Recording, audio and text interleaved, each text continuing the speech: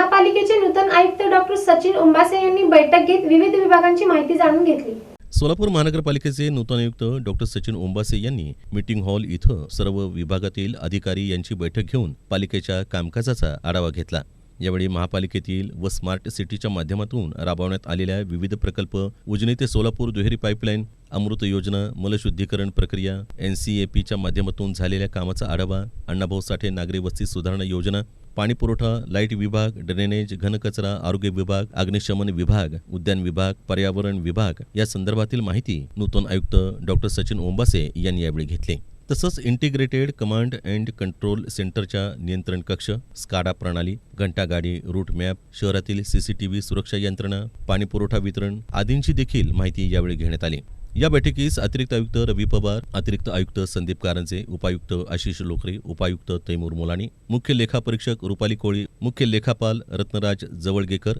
सहाय्यक आयुक्त शशिकांत भोसले, सहाय्यक आयुक्त गिरीश पंडित, सहाय्यक आयुक्त मनीषा मगर, सहाय्यक आयुक्त कृष्णा पाटील, व्यंकटेश चौबे, राजेश परदेशी, प्रवीण दंतकाळे, स्नेहल चप्पळगावकर, ओमप्रकाश वाघमारे, अक्षय मोरे तसंच विविध सल्लागार, विभागीय अधिकारी उपस्थित होते। यावेळी नूतन आयुक्त डॉक्टर सचिन ओंबासे यांनी सर्व अधिकारी यांना पाणी पुरवठा, स्वच्छता, रस्ते, आरोग्य, शिक्षण अशा विषयास प्राधान्य द्या आणि आपापल्या विभागात चांगल्या पद्धतीनं कामकाज करण्याच्या सूचना दिल्या।